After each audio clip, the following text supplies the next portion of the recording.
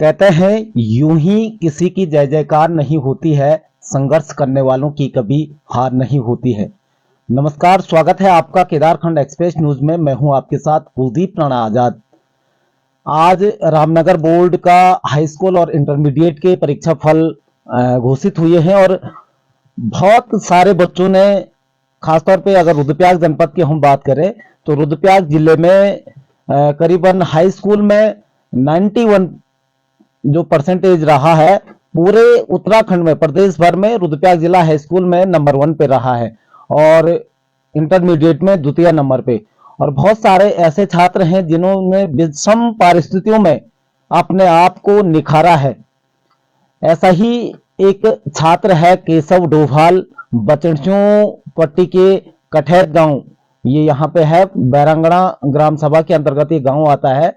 और अगर हम इनकी जो सफलता की कहानी आपको बताएंगे तो मुझे लगता है कि आपको, आपकी आंखें नम तो होंगी लेकिन आपको बहुत सारी इससे प्रेरणा भी मिलेगी। पहले तो केशव को बधाई देता हूँ। केशव, बहुत बधाई आपको। आपने कितने अंक आपने हासिल किए हैं हाई स्कूल में? 459। अच्छा, करीबन 91.8%। जी जी। अच्छा, कैसा रहा पूरा इस पढ़ाई का? नहीं, किस तरह से पढ़ाई तैयारी करते थे इस? मतलब सुबह 4 बजे उठ जाते थे और उसके बाद 7 बजे तक पढ़ते थे सुबह। उसके बाद स्कूल जाके फिर स्कूल में खाली घंटे में पढ़ते थे, फिर स्कूल से आते थे, उसके बाद तब फिर मतलब पढ़ते थे, फिर 9:30 बजे सो जाते थे। केशव के साथ एक बहुत दुखद घटना हुई है। करीबन मार्च महीने में जब ये हाई स्कूल के इम्तिहान दे रहे थे तो उस वक्त उनकी जो माँ है उनका देहांत तो हो गया था और ये परीक्षाएं भी दे रहे थे और उस समय उनकी माता का देहांत भी हो गया था। जबकि करीबन 2021 में दिसंबर महीने में इनके पिता का साया भी इनके सर से उठ गया था। और इतने मुश्किल वक्त में आप समझ सकते हैं कितनी विषम परिस्थितियां होती है जब माता पिता का साया इनके सिर से उड़ जाता है। और उसके बावजूद भी बेटा क्रिया में बैठा हुआ था। जब पेपर हो रहे थे, परीक्षाएं जब हो रही थी तो उस समय केशव क्रिया में बैठे थे और क्रिया में बैठने के बावजूद भी वो पेपर देने जाता था। और उस मुश्किल वक्त में उसने अपने फोकस को, जो अपना लक्ष्य उसने रखा था, उससे वो इधर उधर नहीं हुआ, अडिग उस पे रहा। और जिस तरीके से परीक्षा फल में उसने बेहतर प्रदर्शन किया है वो काबिले तारीफ है। बहुत मुश्किल रहा आपके लिए ये दौर, क्योंकि माता उस समय गुजर गई थी और क्रिया में भी बैठे हुए थे। किस तरह से ये पूरा मैनेज किया आपने? मतलब इसमें अगर मतलब ये बहुत ज़्यादा टफ सिचुएशन थी तो इसमें मेरे ताऊ जी ने बहुत हेल्प की। उन्होंने मतलब मुझे बहुत सारा मोटिवेट किया और मतलब पढ़ाई का टाइम भी दिया और मतलब उन्होंने बहुत साथ दिया, मतलब चाहे उसमें सारी चीज़ों में।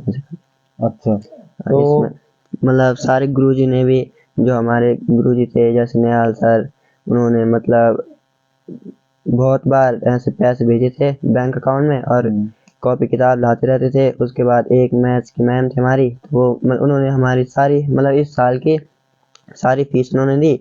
उसके बाद साइंस की मैम थी, वो मुझे कॉपी किताब लाए साइंस की, उन्होंने बहुत मदद की। बस सोशल साइंस की मैम ने भी, और जैसे इंग्लिश के सर निहाल सर, उन्होंने बहुत पढ़ाया था मस्त। उसके बाद इंग्लिश की मैम भी थी तो उन्होंने भी मतलब कॉपी किताब दी थी। और जैसे उसके बाद गणित के सर थे तो उन्होंने एक अनसॉल्व पेपर आते हैं मतलब प्रीवियस पेपर के, तो उन्होंने मेरे को दिए थे। बस तो ऐसे करके मेरी तैयारी चलती गई।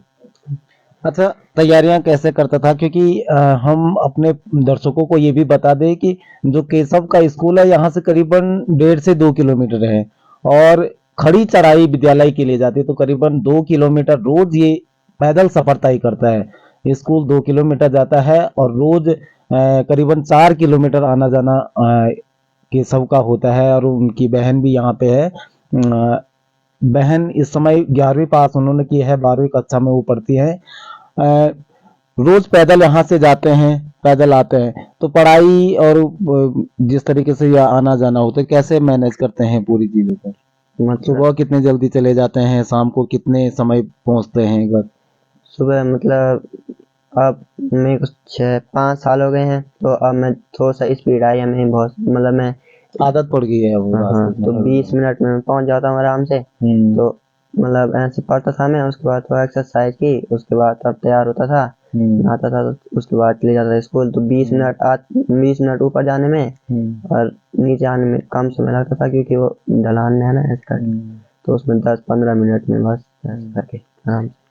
अच्छा, अभी किसी स्तर से, सरकारी स्तर से या कहीं से कोई आर्थिक सहयोग भी मिला है? आर्थिक सहयोग अभी उसमें कागज का काम है, तो उसमें अब हो जाएगा कुछ दिन बाद ऐसे करके। अच्छा, गुरुजनों की तरफ से आपने तो बता दिया है, किसका सबसे ज्यादा आपकी तरफ रहता है कि नया सर का फोन आता है, मतलब हर बार आता है, और पैसे उन्होंने 15-20 हजार भेजे थे जब मम्मी की तबीयत खराब थी। ऐसे भी देते रहते थे वो, कॉपी किताब ऐसे करके बहुत सारे।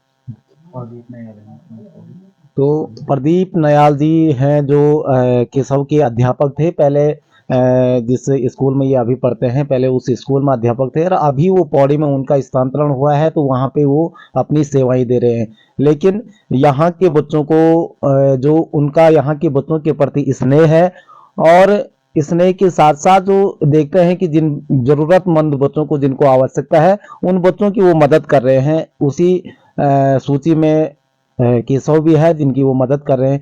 केशव के चाचा जी मेरे साथ यहाँ पे हैं। केशव से फिर मैं दोबारा लौटूंगा। चाचा जी मेरे, सर, जिस तरीके से बच्चे की मेहनत की है बच्चे ने, और विषम परिस्थिति में उस समय क्रिया में बैठा हुआ था, वो माता जी का देहांत उस वक्त हुआ था और क्रिया में बैठा था, उसके बावजूद भी बच्चे ने करीबन 91% नंबर लाया है, करीबन 92% नंबर लाया। जी सर, बच्चे की बहुत बड़ी मेहनत है अपने आप में, और बहुत हम तो चाहते हैं कि बहुत आगे पर परिस्थिति हमारे साथ कुछ ऐसे आ गई, हम तो और कुछ सोच रहे थे, पर फिर भी हमें बहुत खुशी है, और बहुत ही खुशी है क्योंकि इस बच्चे ने पूरा गांव का नाम भी रोशन किया, सब कुछ किया, और बहुत बहुत धन्यवाद गुरुजनों का और हमारे भाई साहब का, जिनका सहयोग इन पे बना हुआ है। अच्छा, जो माता पिता का साया गुजर, किस तरह से स्थिति क्यों, कैसे ये हादसा सर, अभी 21 में भाई साहब की डेथ हो गई थी हमारी, उसके बाद भाभी जी का कुछ ऐसी बीमारी से, मतलब कैंसर की बीमारी से पीड़ित थे, और उस परिस्थिति में इन दोनों बच्चों ने अपना मतलब सहम नहीं खोया, अपने आप को आगे बढ़ाते रहे, और अभी भी बढ़ रहे हैं। तो बहुत ही गंभीर बच्चा है, कभी मतलब ऐसी कोई शिकायत नहीं आती, फालतू जैसे घूमते हैं वैसे कुछ नहीं है, बस अपने पढ़ाई से अपने उसमें मन लगा रहता है उसका। अच्छा, अगर हम सरकारी तौर पे सहयोग की मदद करें या आर्थिक सहयोग कहीं से कोई कुछ हुआ है? तो जी सर, अगर ऐसा हो सकता है तो बहुत बढ़िया है, जो भी आगे आना चाहिए इन परिस्थितियों में, तो बहुत बहुत धन्यवाद उनका। बाकी अभी सरकारी उसमें तो कागज लगाए रखे हैं हमने, फिर देखो आगे क्या होता था। चलिए जी, बहुत धन्यवाद हमारे साथ। केशव, आगे अब क्या सोचा है, क्या करना है, किस तरीके से? आगे मतलब एक जैसे नौकरी करना है तो उसके लिए एक बेस तैयार होनी चाहिए, तो इसलिए मैं पहले अगर टीचर का देखूंगा, अगर टीचर बन जाऊंगा तो उसके बाद आगे जैसे जैसे सिविल सर्विसेज में, सिविल सेवा सर्विसेज में जाएंगे, आईएएस की तैयारी करेंगे। अच्छा।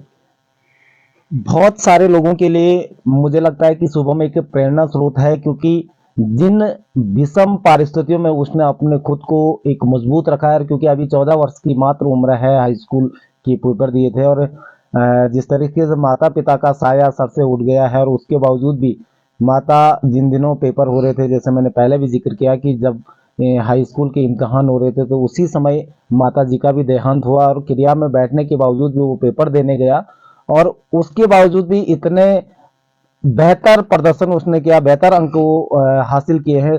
तो कहीं ना कहीं मुझे लगता है कि उन तमाम लोगों के लिए प्रेरणा भी है, शुभम एक नज़ीर भी है, जिन लोगों के पास तमाम सुविधाएं होने के बावजूद भी बेहतर प्रदर्शन नहीं कर पाते हैं। लेकिन शुभम ने अपनी विपरीत परिस्थितियों में भी, केशव ने विपरीत परिस्थितियों में अपने आप को निखारा है, तो ये अपने आप में बहुत बड़ी बात है। और जो लोग, जो गुर्जर उनका सहयोग कर रहे लगातार, जैसे शुभम बता भी रहा कि केशव, बार बार मेरे मुंह में शुभम आ रहा है, क्योंकि एक इसी की तरह का एक बच्चा है शुभम, तो उसी से मिलता जुलता ये चेहरा है, तो मुझे इसी लगा। लेकिन केशव जिस तरीके से मेहनत कर रहा है, मुझे लगता है कि आने वाले समय में ये भविष्य में एक बहुत बड़ा नाम कमाएगा इस क्षेत्र के लिए, और जैसा अभी उसने कमाया भी है। तो इसी तरह से हम नई रिपोर्ट में आपके बीच हाजिर होंगे। केशव की बहन हमारे साथ है, वो कुछ बोलना चाहेंगे। अच्छा, कैसे ये पढ़ाई कैसे करता था, किस तरीके से मेहनत करता था ये? पढ़ाई करता था सुबह 4 बजे उठ के, और फिर स्कूल भी जाता था, फिर वहाँ भी पढ़ता था खाली घंटे में, फिर घर आके भी पढ़ता था। ऐसे मेहनत की है। आज बहुत अच्छा लग रहा है। अच्छा, आज अच्छा लग रहा है। हम्म। अभी आप 12वीं में हैं, हाँ, 12वीं में तो कैसे पढ़ाई करते हैं आप? बस करते हैं अब। अगले साल तो आपका इंटरव्यू भी लेना है। हाँ। गाँव के उसको इनाम दे रहे हैं। तो अभी बहुत सारे बुजुर्ग यहाँ पे आए हैं, उसके दादाजी है, वो गांव के दादाजी है, तो वो इनाम भी दे रहे हैं उनको, क्योंकि बहुत बड़ी बात ये होती है, एक गांव का बच्चा बिना ट्यूशन किए हुए भी उन्होंने इस तरीके से एक सफलता हासिल की है। ये अपना आप में बहुत गौरवान्वित करने वाला क्षण है। और विपरीत परिस्थितियों में, जिस तरीके से हम बोल भी रहे हैं कि विपरीत परिस्थितियों में भी ये काम किया है। और शुभम, पुनः आपको सुकेर साहब, आपको पुनः बहुत बधाई। और अगर आपकी तरफ से हमारे जो दर्शक हैं, इन बच्चों की कोई अगर मदद करना चाहते हैं, तो हम इनका जो अकाउंट नंबर है उस भी इस पोस्ट में शेयर करेंगे। तो आप बने रहे केदारखंड एक्सप्रेस के साथ, एक नई रिपोर्ट में फिर हाजिर होंगे। नमस्कार।